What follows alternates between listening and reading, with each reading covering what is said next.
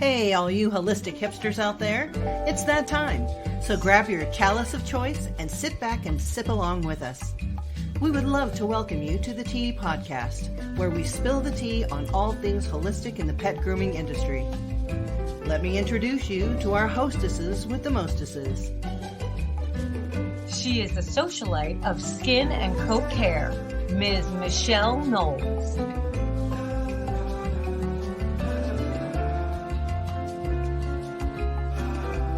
And the queen bee of all things oily, Ms. Melissa Conti-Diener.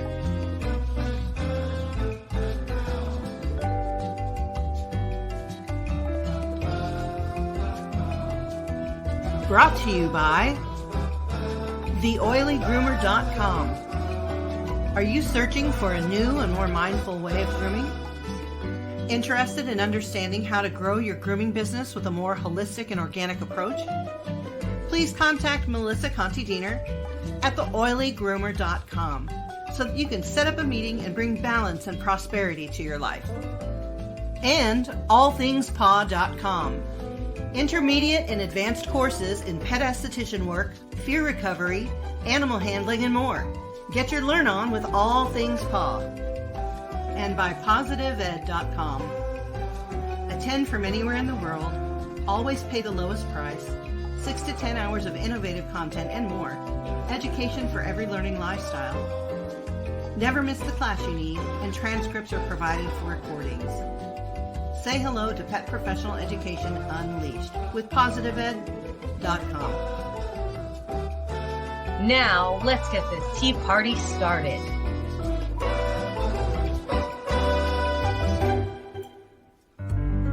All right. It is so glad to be here with you, Melissa. Hello, Michelle. Say hi, Juju. Hi, Juju. Hi. She's camera shy. So, what do you have in your teacup today? Oh, well, welcome to the tea because we have our tea. Here's my teacup today. Says, cat to be kidding me, right? Meow. Yeah, the little queen of the kitties on there. So this is my my favorite tea of all times, which is chamomile lavender blend with some honey that's local, that is raw, with the comb in there, which nice. which is very, very nice. So this is beautiful. And I actually like to make this and let it sit and get cool and sip it throughout the day. Mm-hmm. Very, very high in probiotics. So good for you, Tommy. Nice. What's in your cup? Today I have a Brigham Yarrow Chase Tree and Orange Peel, if you know what I'm talking about. Why am I not surprised? It's the witch brew. So it's flavored with natural stevia only. Yummy. And yes, this is my tea for this morning. Yes, it's always nice to start your day with a nice cup of tea to just kind of cure what ails you. I feel like when I choose my morning routine, and choosing my tea is always part of that. Mm-hmm. I agree. And now that I'm starting the herbal apothecary, I think that I'm really paying attention to the blends. I really pay attention to how I feel that morning, what I want to work on. You know, are my hips hurting? You know, am I still going through that menopausal thing? You know, just everything. And then I like to tailor my blend to what I'm feeling that morning. So, well, this being our inaugural show, so this is our very, very first.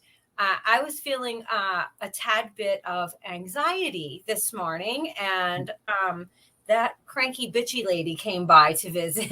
So I wanted to put her back in her house, and a little chamomile lavender just calmed her right down. So, so it's not only just good for your tummy, it's also good to help just kind of calm yourself, calm your nerves a little.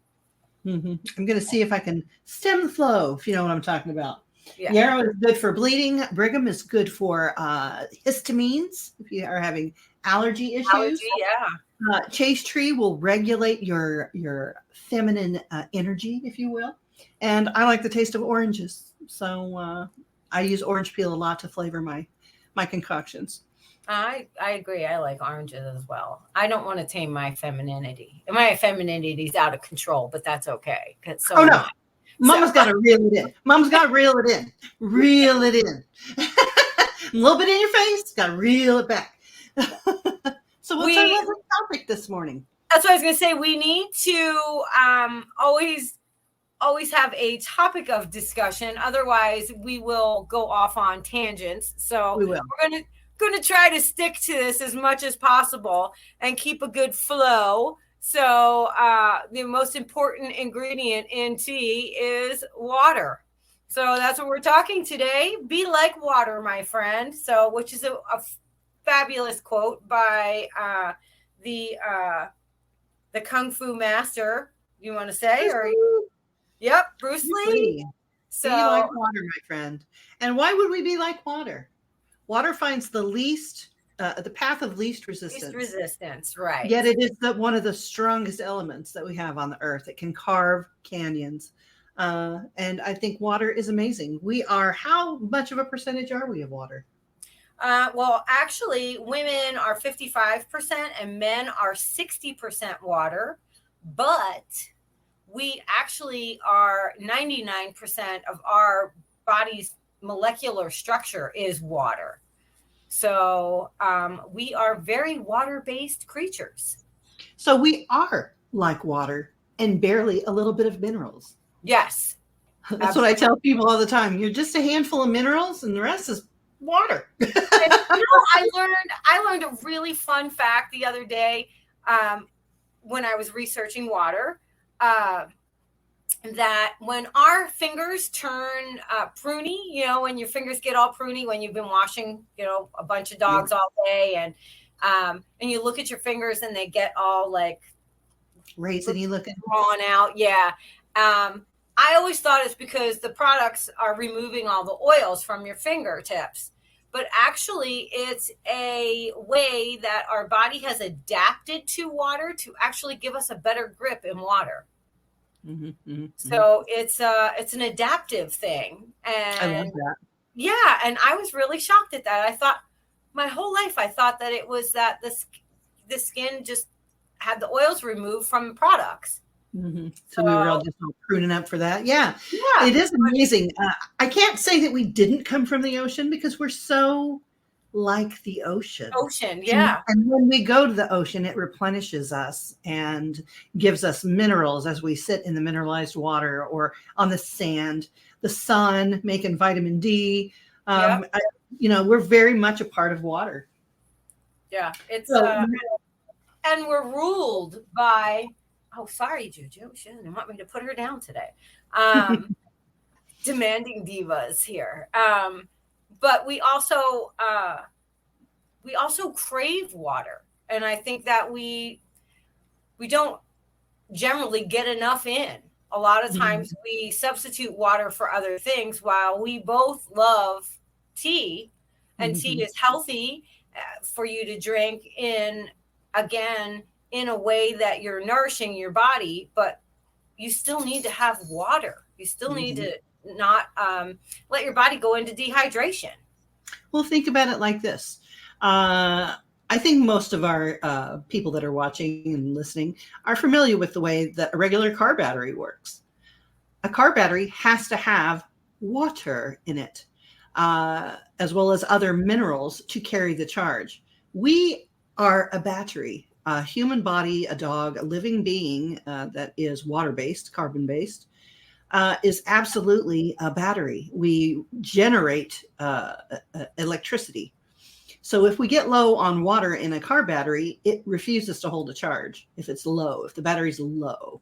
And it's the same way for us. If we do not have enough water, our tissues get gummy and stick together, and we are not able to exchange minerals the way that we ought to when we're hydrated. So water is super important, more important than you would think. And you're thinking, well, I drink Mountain Dew, I drink this, I drink that. That's kind of not even water. That's a bunch of extra other synthetic chemicals that have nothing to do with keeping us alive. We've just trained our tongue, our taste buds to enjoy that particular flavor. But what's the one thing that happens when we get dehydrated? And you can dehydrate yourself from drinking alternative things instead of water.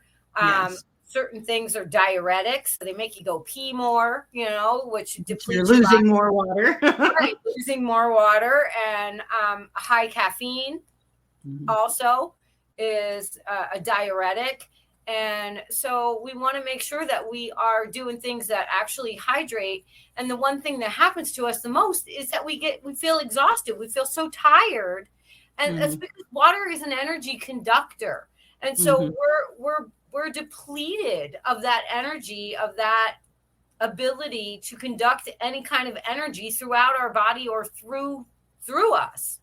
And we know that things like heart resonance, where our hearts actually put off energy that can be scientifically measured around our bodies. If you're in a state of dehydration, you are really shutting yourself off from being able to do what you need to do, not just function as a human, but also to how you affect the people around you and the animals that you work with. Well, I think it's interesting too. People want to say, well, I'm so thirsty, I'm going to get a soda or I'm going to get a coffee to boost me. When actually the way that your body is made, you need to accept your electrolytes in water, and that actually boosts your energy. That's how your body's made. So the big lie of coffee and all these sugary coffee drinks to get you going and things like that. Number one, you probably should be sleeping more. I'll throw that out there, myself included. It's so hard for me. Sleep is so hard for me. But if you were taking correct minerals and you were minerally balanced, you had plenty of water, you were completely hydrated, you wouldn't need coffee. You wouldn't need sugary substitutes. You wouldn't need those monster drinks or anything like those sports drinks to get you going, because you would be already at the top of your game just by being mineralized and hydrated. Yeah. It is a very important part of your daily intake is water. And since we live in a state that is hotter than the surface of the sun right now, in Arizona, I literally got in my car, was it not yesterday, the day before, and my car thermostat read, outside temp, read 125. And then I started driving on the freeway, and I was driving for about 15 minutes on the freeway, and it went down to 120. Because the hot air cooled it off. Yeah. And I was just like, are you kidding me? This is just every summer. It's almost like I'm incredulous. Like I'm living in this. I'm existing in this. So, and we don't have high humidity. So if you're somewhere with high humidity, you really have to up that water intake because you're sweating even more. Well, not only that, if you're in a higher humidity, the humidity in the air will actually leach the water out of your body because your body is trying to acclimate to the environment. Right. So in a very dry area that's hot, like Arizona, it's actually easier to stay hydrated just by drinking because you don't really sweat here. You don't sweat as much unless you're moving around. Right. But if you're in a high humidity, your body is seeking balance. It's seeking to equal out against the environment. So it will actually give up some of your moisture to the air. You'll sweat more. So that it's much more important to drink when you have high humidity and high heat. So you are not left out. In that drying room, drying a husky or anything that's huge and furry and it's blowing all that humidity around in that room with you. You need to make sure as soon as you come out of there, you hydrate yourself. Get a drink. We actually made a little pact that if somebody takes a drink, we yell water, and then everybody takes a drink of water. We have to remind each other to drink water. Yes, that's important. But water affects us in so many different ways. I think as holistic groomers, I have heard other groomers saying that they've had their water tested so that they know what type of water, whether they have soft water, whether they have hard water. Do you want to elaborate what the difference is between soft and hard water so people understand the differences? Well, I do believe that soft water is water that is treated. The water itself is ran through either potassium, a type of Right. potassium, or a type of salt, Salt. which disrupts the brine of the water, and the minerals are then stripped out of it, so it's not so heavy, so that you have a softer water. Hard water is just water that's from the tap or from the ground or whatever, that has high mineral content. So that's basically what we're talking about. And believe it or not, married to a plumbing contractor for the better part of our marriage, I've never had my water tested at any of my facilities. You know, you either have soft water or you have hard water or somewhere in between, and you just deal with it. And it's Right. in the way you use your products that you vary it a little bit, and you're fine. It's water, so. Yeah, and it's one of those things where depending on where you are in geographical locations Mm-hmm. is going to determine how your products are going to be affected by the water that Mm-hmm. you use. So Yeah, you could be on a well, you could be on reverse Right. osmosis, you could be on whatever. So, and it's just learning how your water reacts with your products and how you apply it then on your pets or on yourself or whatever it is that you're doing. So, yeah. I don't think it dawns on us as much when we use a product and we might have been at a show somewhere or been at somebody else's shop or worked somewhere else and used a product, and then we're like, I absolutely love this shampoo or these conditioners and or this line of products, and then you go to a different geographical area, whether it's just you and I live an hour apart. We're in the same state, but we're an hour apart. If I come up to where you are, those products may work differently. Absolutely. Mm-hmm. And so it's important to understand that. I hear that a lot from groomers that they're like, oh, I use that, but I can't get a good lather, or it just doesn't work like it did before when I used it at so-and-so shop or whatever. Mm-hmm. So don't get me started on lather. Yeah, I know it's a misnomer. It does not have to be cleaning. We think the more bubbles we get, the better The it's going cleaner the dog. Right. I've actually got a whole video set to go for the flashcards that just came out that shows you how I bathe a standard schnauzer who lives in a field and runs as hard as he can. And he's uncut, just all boy, all dirty all the time. I bathe him one bath, no suds, no frothing, no nothing. And it just looks like I'm rubbing it on him and there's no bubbles. But that is how I believe, in my opinion, that is the best way to use a topical shampoo. Because all of where the skin and the hair touch the product, that's where the magic happens. If you've got an inch of bubbles and lather on top of all that, you're literally taking all that cleaning power away from the skin and the oils that you want to clean. Right. So you want to get it right up nice and intimate and close on that skin and smear it around. And actually, with this method, you can actually tell whether you need more shampoo in certain areas. Sometimes the feet, even after you apply the shampoo and you're working it in, the feet will be like kind of dry feeling, kind of dry. So you just get just another dot of shampoo, undiluted, and you work it into the already wet and shampooy foot.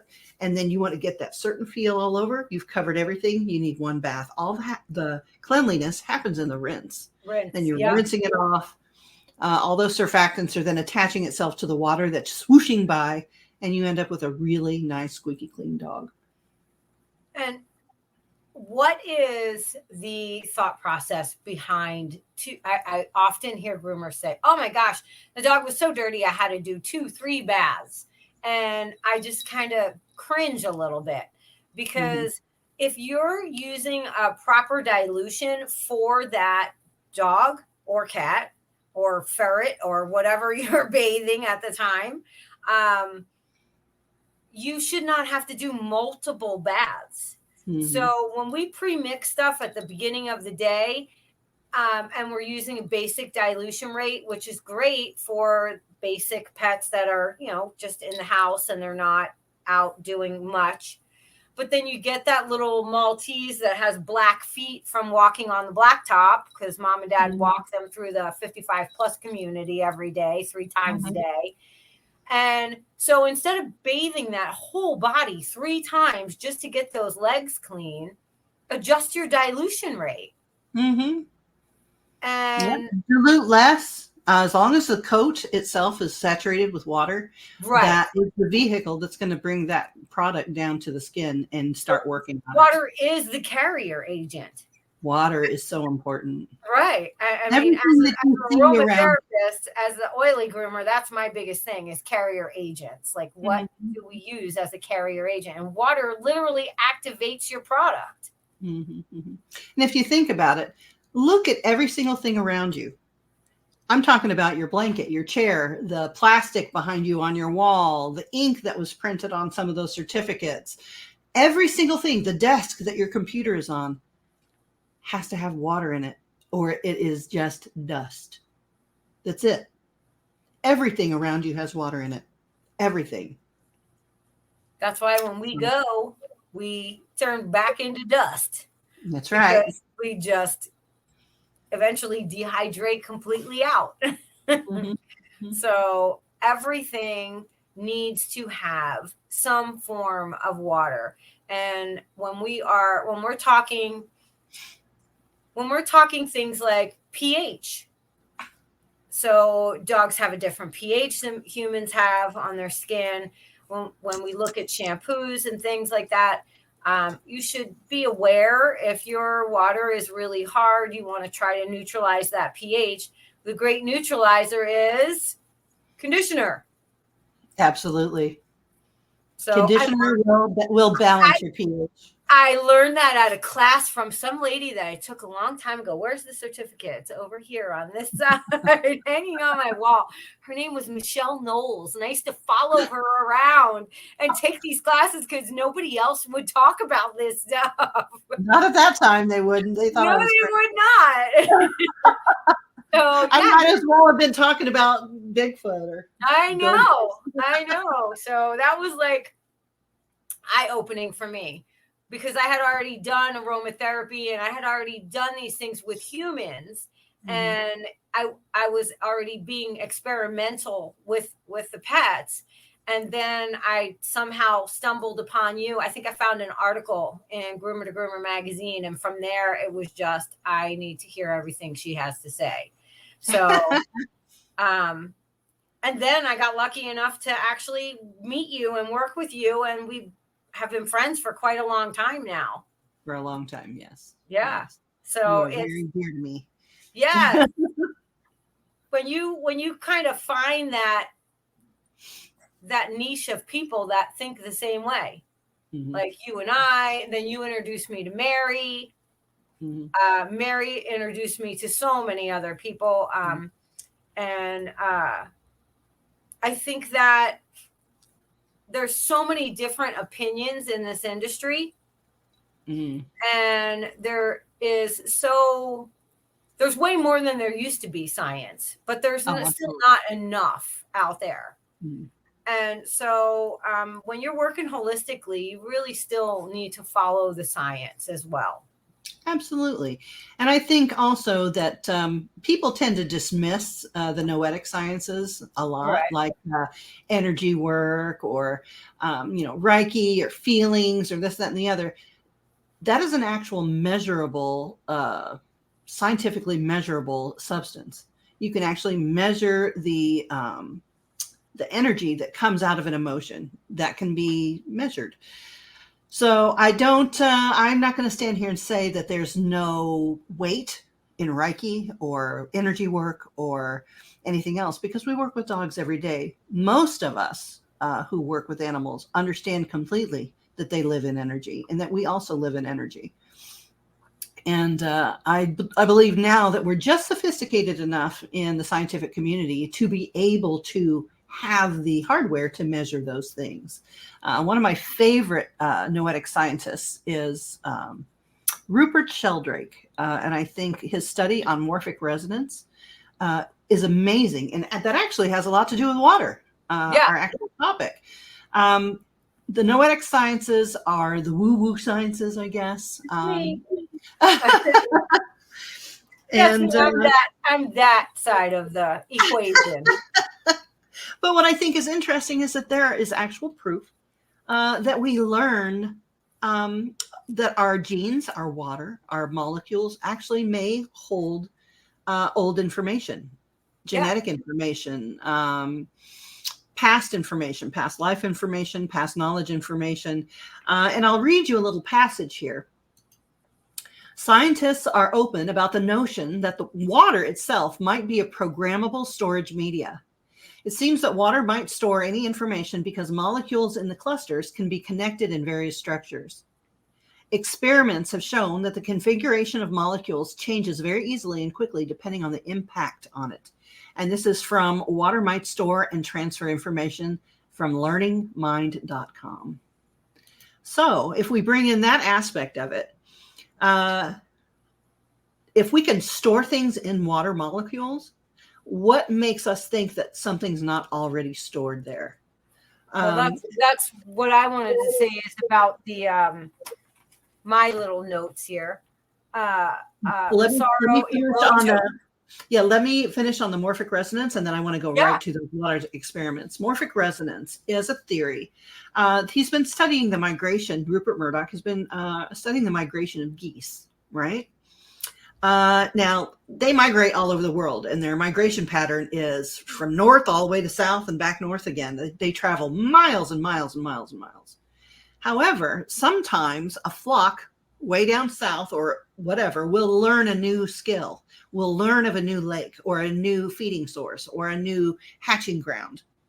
And before they can take that information back up north to their big flock, those northern birds have already learned it.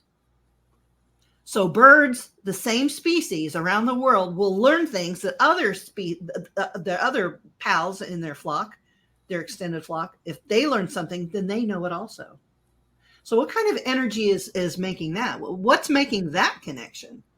So if you know that we are in a miasma of energy and that we can learn from each other like that,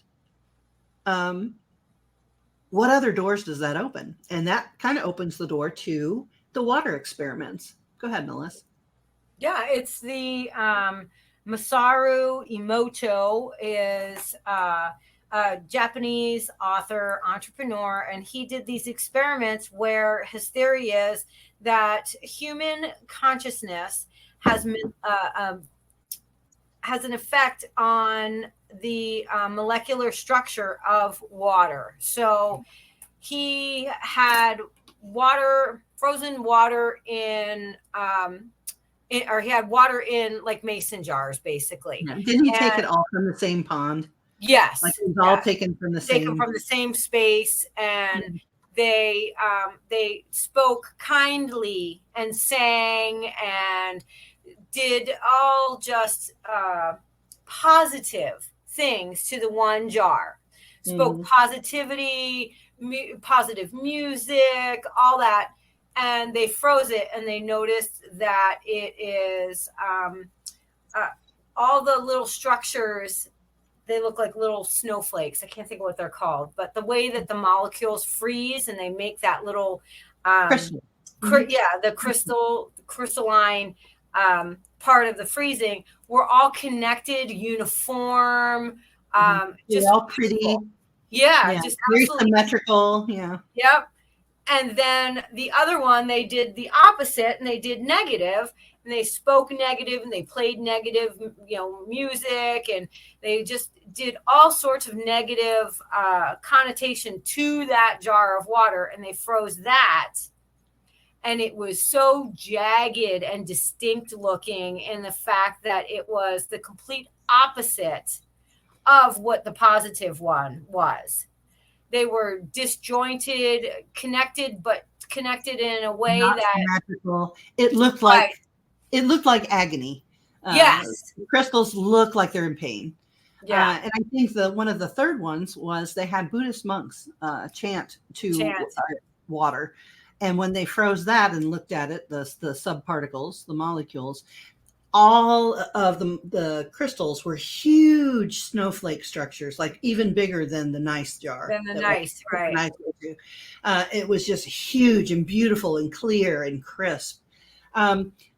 So my theory, my query would be, if we can do this to a jar of water, what does harsh words, harsh thoughts, and harsh things done against a person, what does that do to their water? Mm-hmm. So if you talk out of turn to someone, and maybe you're going through it and you're not having a good day, and I say, "Oh, Melissa, oh hush, I can't hear myself think because you're just talking. Hold on."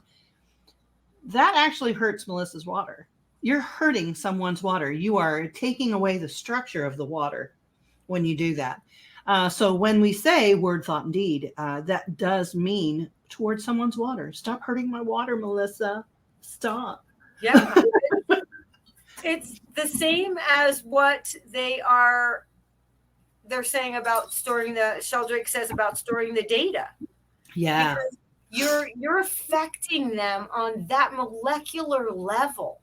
Mm-hmm, mm-hmm. So if you're a kid that grew up with a parent or somebody, around you that was constantly negative and constantly, we carry those things with us. And it literally is imprinted in our consciousness. And we have to actually, that's why it takes some people so long to get rid of childhood trauma. Yes. Because you literally at least need 7 years to rid your body of the effects of that trauma. At least 7 years. Because after every 7 years, you actually do turn over all your cells. All your cells, right. So yeah. And so we don't really think about all that. So if you're dehydrated and you're at work and you're cranky and thirsty and hangry and then you lash out at somebody else, you're transferring that energy directly to them. And like you said, you're hurting their water. You are just placing that disjointedness and pulling that away from them to have that every time that they see you. That's what they're going to think of. Well, not only that, think about it a little bit more deeply. We've already discussed the fact that we may store data in water. We've already discussed the fact that when you yell at water, you can make it disjointed and not connect correctly. So now we've yelled at someone or made somebody uncomfortable with our thoughtlessness. Not only have we affected their emotions, we've actually affected their ability to strengthen their own immune system. Because the traveling of the minerals that keep us alive and keep our heart beating and keep everything moving, those minerals depend on that substrate. They depend on that water. So now let's say you're already upset, somebody already yelled at you, and you're dehydrated. You are asking the universe to make you sick. That's where sickness, I believe that's where sickness actually starts. Because of our inability to pass energy back and forth along the body, move minerals and vitamins back and forth. What is sickness? Dis-ease. Yeah, absolutely. So it's discord. Yes. It is a removal of ease from from yourself, from your consciousness.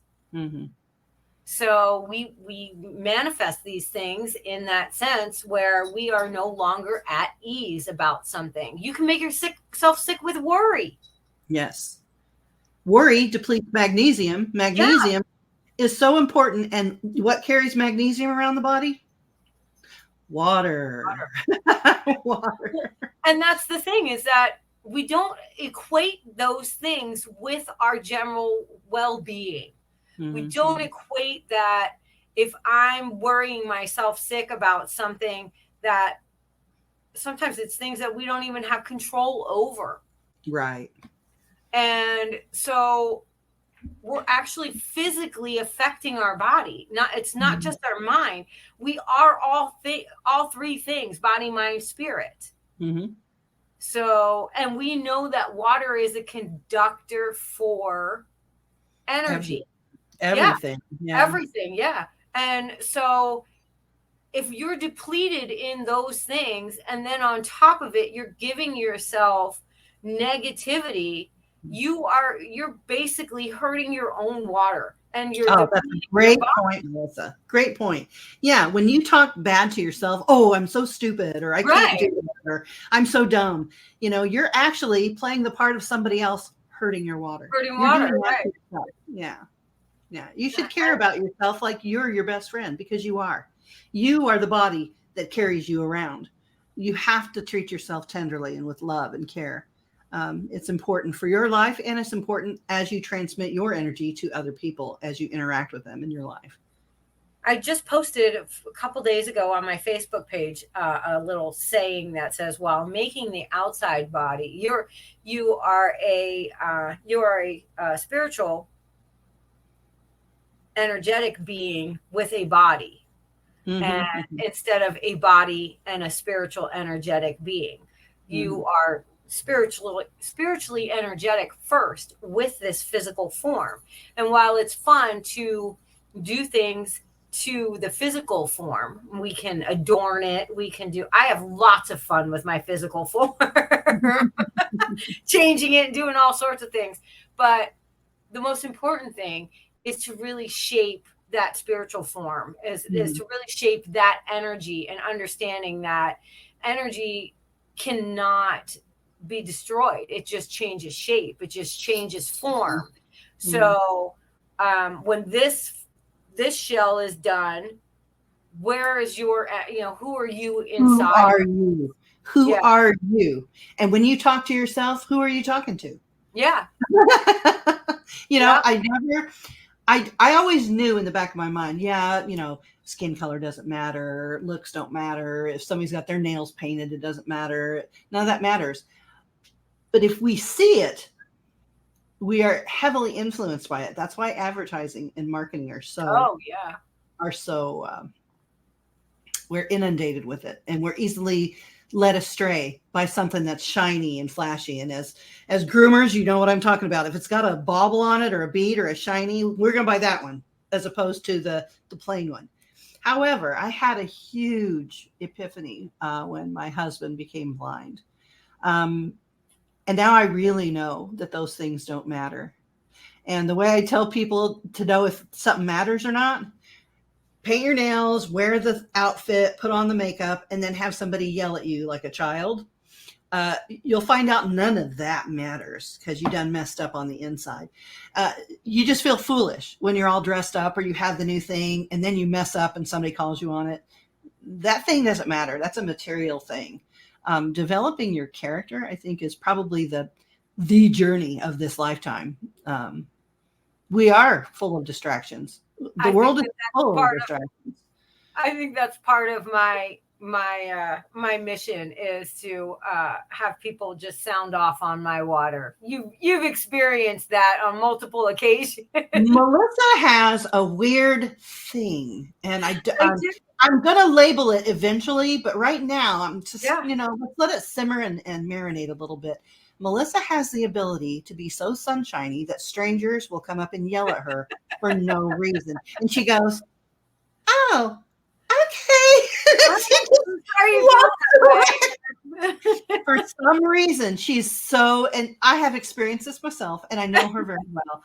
And she is just so precious and so sunshiny and so Pollyanna, and I love that about her. But for whatever reason, people just want to give her a scar for it, Let me mark your face. A Sharpie across your face would be fine with me.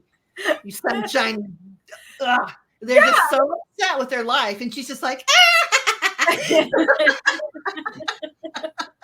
but they do. And I've seen it.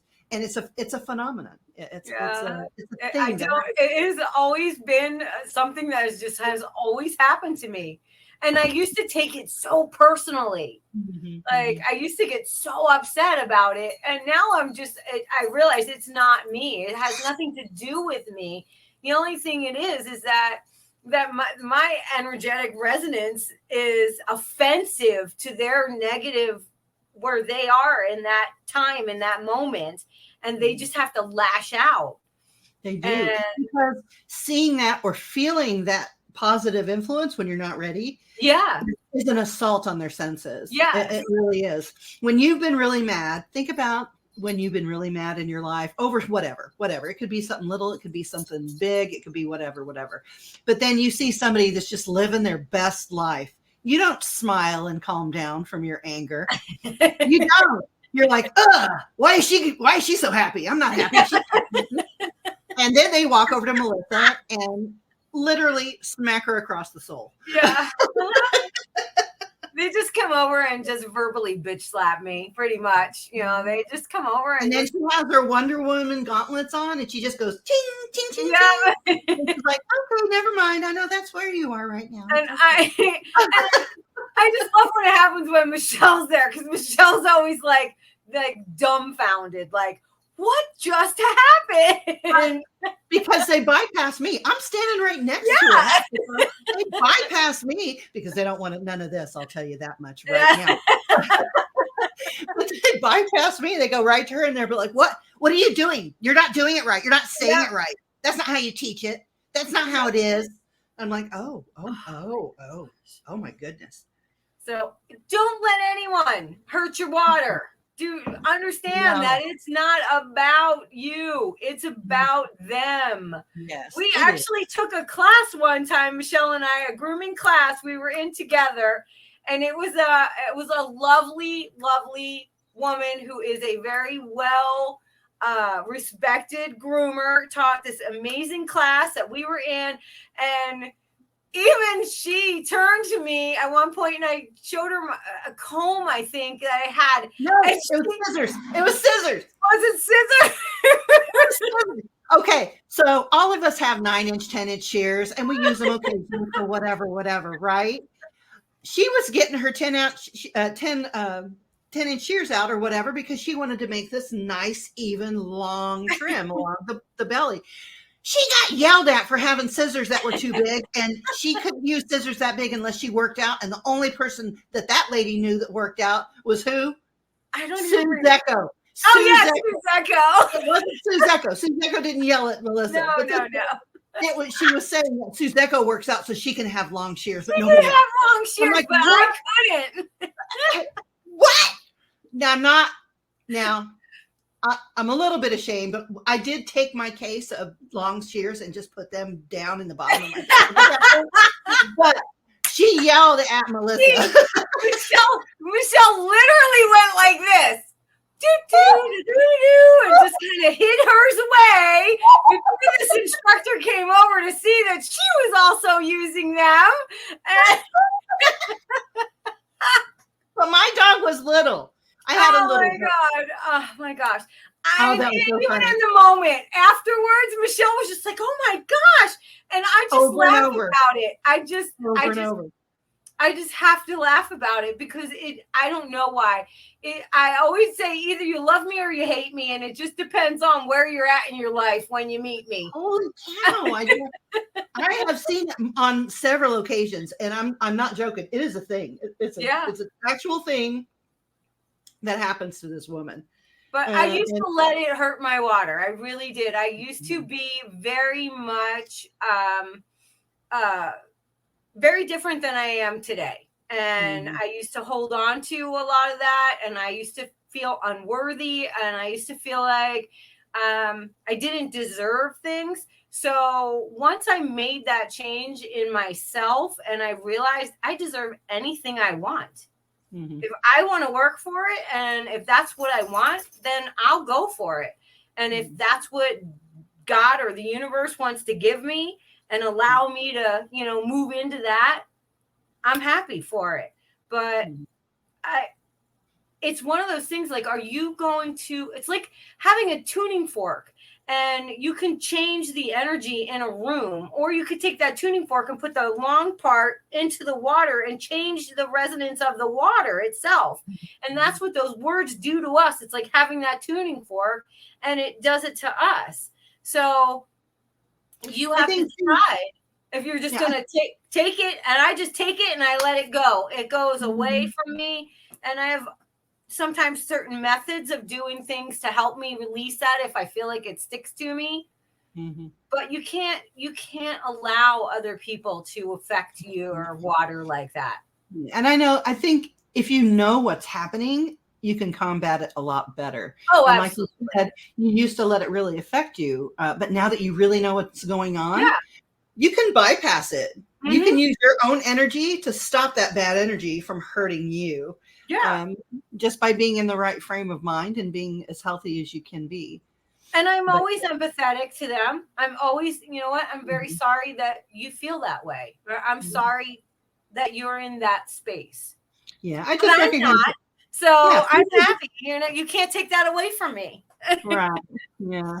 And people will tell you also, I am the ultimate, even though I see somebody out there cutting legs off people or whatever, I'm like, well, you don't know what kind of day they're having. Yeah. I'm one of those. I'm just like, well, yeah, it's bad that he's cutting people's legs off. That's bad. That's bad. I agree with that. But you don't know where he's at in his life. Right. Like, I understand. I don't condone it, but I understand.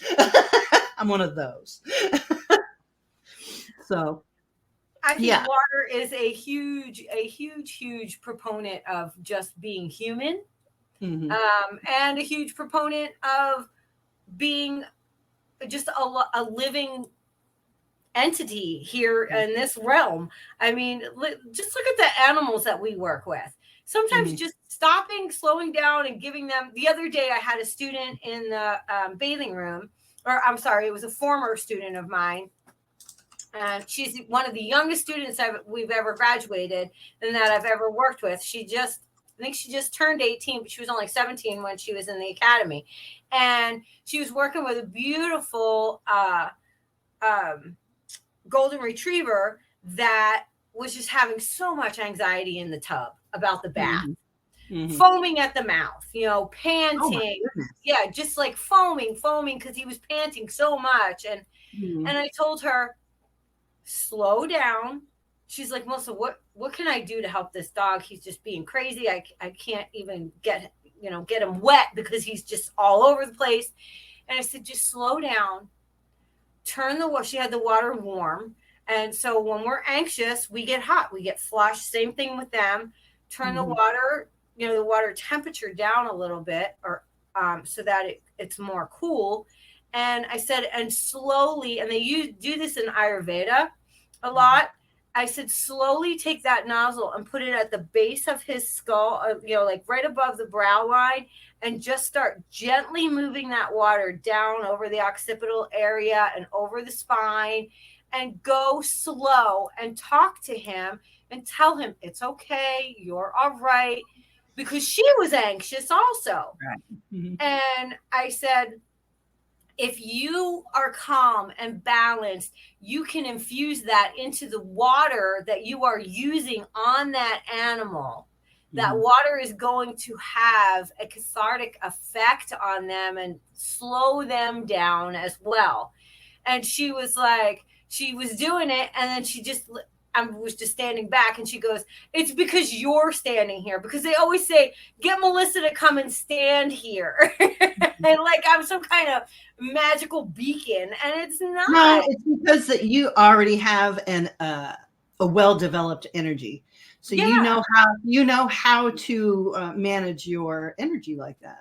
yeah, Uh, but it I'm the works. same way because all the dogs will come to me. If they come in and they're afraid, they'll come and hide behind my chair. Yeah, But I think that I've witnessed that with very many other groomers who do energy work and don't even know it. right. I know groomers who do energy work and they've never heard of Reiki. They've never heard of any of that. It happens innately. They're like, Yes. "Oh, I love this being. I care for him," and they put themselves in the shoes of the animal. So, like, "Oh, I wouldn't like to be, pushed around," so they don't push the dog around, and they develop this lovely energy without even knowing it, without even knowing any of the terms, without taking a class. However, there's a lot of us who struggle with that a lot, who don't have not developed that skill yet. And I invite everyone to take a couple of classes in Reiki or energy healing or meditation or something to get in tune with your natural ability to control that energy for yourself as well. You feel Oh, better. You I feel so have much. horse. I have a course that's the intuitive energy work for the pet groomer. So it's not Reiki. It's not anything in particular. It's just about learning how to harness your own intuitive energy and work that way. And that's a passion project of mine, as Michelle knows.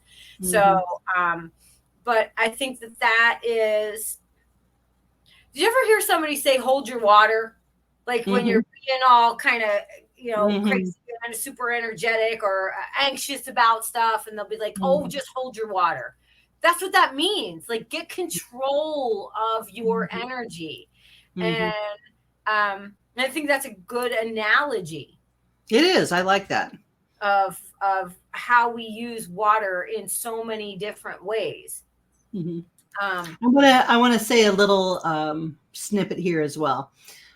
When I was doing research on water and products and therapeutics and things like that, I came across this little snippet, this little thing in his book, L'eau de mer, Milieu Organique.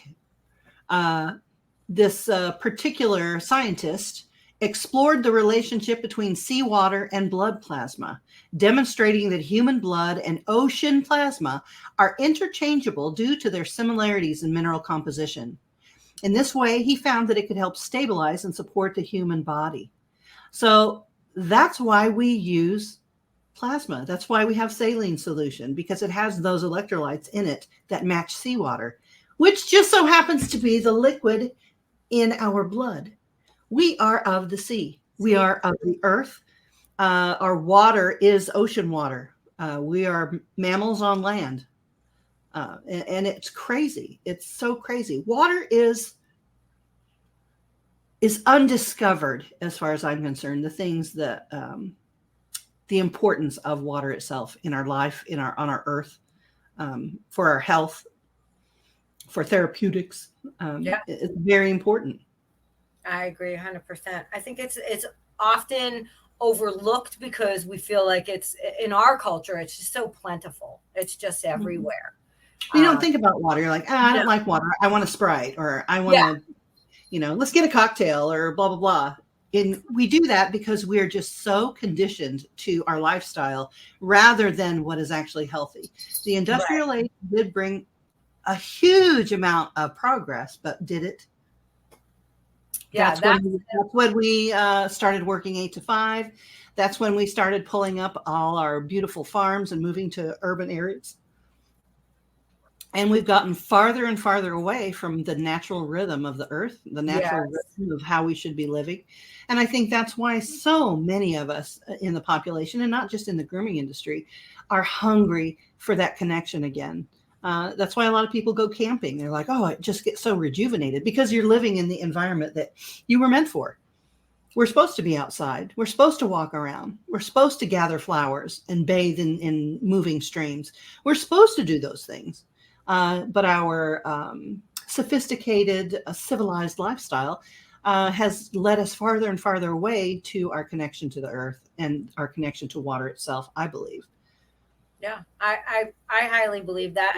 But I also understand, I mean, I've never been camping in my entire life. I do, surprise everybody, do shocked and awe. I do glamping. So we get a cabin. I have to have indoor plumbing and a shower and those sorts of things. But I also love, like, my daughters live in New York City, and I love to go into the city and just be in the city for a while and get out and see the sights and bump into people and do that as well. I find that that's also grounding, and it almost lets you understand that you are part of a very large this microcosm, but it is so much larger than we ever imagine. So when we remove ourselves and put ourselves into nature, we understand how great and vast nature is. But when we also put ourselves, and how wondrous it is that we're a part of that. We're a part of that vastness. It's beautiful. Yeah. So not everybody has to be the, pup tent and living in a van down by the stream, down by the river. When I was younger, all we needed was our jacket, a piece of plastic, and to get on our motorcycles and go. It was crazy. I am so old and fat now; it's just not going to happen. Yeah. When I was younger, that was just not a thing. I was raised kind of differently in that sense, but and I never had those kind of adventures. But I love to go up north. If you see my social media stuff, when we go up north here in Arizona because it's cool. It's the mountains. We live down in the valley. So I go up there and I do everything I can to reconnect to nature and just soak up all that stuff while I can still go back to the cabin and take a nice hot shower. Absolutely. Yeah. Yeah. I'm there. I'm 56 this year, and I think we're the same age, aren't we, Melissa? Yeah. We're like a couple months apart. Yeah. I turned 56 in April. So she's like 3 months older than me. Yeah. He's the older one. I am. I'm the older, wiser. Oh, that's funny. So do you got any more? I still let you borrow my stuff. So absolutely. So do you got any more? Not my hair, though. I don't. Right. Well, you know what? You can borrow my hair. You have your own anyway. Yeah, I'm trying to get rid of some. I know. I'm always getting new hairs. So. Mm-hmm. So do you have any more notes? I just wanted to make sure with water, the most important thing I wanted to make sure that everybody was aware of was that, when you're washing and conditioning, when you're using product to clean on that animal, you should be really wetting that dog down. Mm-hmm. Water is, or cat, or whatever it is. Mm-hmm. Water is the carrier, is the resource that is needed for those products to work properly. Yes. And if you're using a conditioner, it's going to balance out the pH on that pet. You should be using conditioner. I've been conditioned to say this from every class that I've ever taken by Michelle Knowles. And I teach the same thing to all my students. Conditioner, even if you just make a cream rinse with conditioner and water. Yep. You need to put those oils back into that skin and coat that the product took out. It's designed to adhere to the dirt and the grime and the oils and pull all that out of there. So and if you think about it, what we're replacing, a lot of people think, well, yeah, I just have this remoisturizer, or I just have this cream rinse, or I just have this. What's in it? Because what we're taking away is actually vitamins, minerals, and oils. They all mix together and make the mantle. So if we're just replacing with a little bit of oil or moisture, it's not enough. There should be minerals. There should be vitamins. There should be something other than just a covering. Now, a covering is better than nothing. But if you're going to replace what you washed away, you want to start thinking about a mineral additive, a vitamin additive, or change out your conditioners completely and have them where they're already with minerals and vitamins added. That's so important for the skin. Now, I've heard this, Michelle, and I'll get your input on this. I've heard this from a lot of groomers. I don't like to, not me personally, but the statement is, I don't like to use conditioner because it takes longer for the dog to dry. You can't get the water off the coat. It makes it heavy. That is, if you're making your dog heavy with conditioner, then it's not the right conditioner for that particular coat. Just like there's not one shampoo for everybody, there's not one conditioner for everybody. It depends on the porosity. It depends on the weight. It depends on genetically what that hair type is. If you're working with Maltese, you're working with really light oils and minerals and vitamins. If you're working with a Husky, they're going to be able to hold quite a bit more. Short coats, it's almost all oil. I'm not going to lie to you. A little bit of water, a lot of oil, and a lot of minerals to make that right again. But if you find that any conditioner makes you take longer, then you've booked too many dogs and you're not charging enough money. Because if that's how long it takes, that's how long it takes. And that's what they pay for.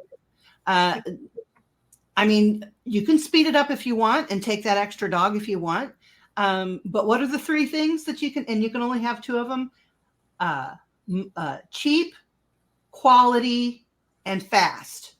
You can only have two at a time. You can't have all three. I prefer to not be speedy at all, and I like to take my time and be thorough and charge accordingly. If it takes longer for that dog or cat to dry, then it just takes longer for that dog or cat to dry, and it takes more money to service that dog or cat. That's the name of the game. I think that eventually we will be going away from, oh, we got to get more dogs in. I did 10 yesterday. I'm going to do 15 today, and I'm going to get a bunch of money. But you're not. What you're doing is you're breaking down your body. You're hurting your water. You're hurting your own water. You really are. You should be tired at the end of the day, but you should not be just broken. You should be able to go still, go out with your friends, tend to your children, have a pleasant evening with your mate, your partner. You should be able to do all those things. I would say charge more money and do less dogs. That's always going to be my answer. And believe me, I speak from experience. I have been a power groomer before, way back in the day. Everything that I tell you not to do is probably something I've already done that I know now that it is just not worthy of your attention. You just shouldn't do those things. And it took me a while to figure that out my own self. But now that I have some experience and can look back, I'm thinking, you know what, we should have been charging more all along and slowing down just a little bit. And even people who do the high-end grooming and do the competitions and go on Groom Team USA, they have a finite amount of time in which to complete that trim. So everything is very meticulous. Everything is very routine oriented. If you're in a salon environment, those longer drying dogs make more sense. If you're in a mobile environment, I understand that time is of the essence because you've got to not only get that dog done in a timely manner, but then you got to drive through traffic to the next one. And I think the best advice I can give for mobile people or even in-home people who want to get done and then get to their next appointment is to dilute your products quite a bit. Make sure that dog or the cat or bat or rat or whatever you're working on is completely coated in water, completely saturated. And then you're just going to spray on the shampoo, easier on the rinse. And then you're going to spray on that conditioner, easier on the rinse. So if you need to have less time, if you have less time to do a dog that needs conditioner, dilute it in a spray bottle, spray it on top, either use it as a leave-in or spray it in, rinse it through, just so there's a little bit, a small thin layer of conditioner on the dog. You're not even going to use a lot of conditioner unless you're doing something therapeutically. If it's just maintenance grooming, all you need is a thin layer and pat the dog on the butt and send it on its way. Pay the lady or the gentleman or whoever. But if you're working therapeutically, those grooms take longer because they have soak time, because they are going to be greasy when they're done. They are going to be oily, especially the short coats. They're going to go home oily. And even though that is just the hugest no-no, another one I want to bring up is that everybody wants to get their dogs bone dry before they go home. If the skin has to have moisture, if it has to have hydration, why would you want to dry that back out again if you're not going to see that dog for another 4, 5, 6, 12 weeks? Send it home greasy. It will absorb. It will absorb. Send it home just a little bit. The only time where you have to get them bone dry is if they have a fungal infection. Fungus thrives in moisture. So that's the only type of groom that you would get those dogs bone dry. Otherwise, leave them moist. Let them be moist. Let them be moist. Unless you have to do a haircut. Yeah. If you're doing a haircut, then, but I have a concoction that I make that I've mist over some of my dogs, especially if they're particularly harsh coated where they shouldn't be harsh coated, that I spray on them before they leave, which adds moisture and sheen to their coat. Yeah, like a finishing spray. Yes. It's just like what I do for a polish. I'll polish. It's a polish. Yeah. Just kind of seals everything so it doesn't evaporate into the air. Yeah. Well, what do you think? You think we've covered Be Like Water, my friend? I think so. Because ultimately, be like water. Choose the path of least resistance. While sitting in your own truth, in your own energy, and provide as much help as you can to your fellow man. They need it. We all need each other terribly right now, now more than ever before. Everyone's going through everything. Be kind. Be kind. Love them through it. We'll love each other through it. All right. You want to send us off? I just want to thank everybody for taking the time to listen to us chat and rant about all things water today. And we would love to hear again.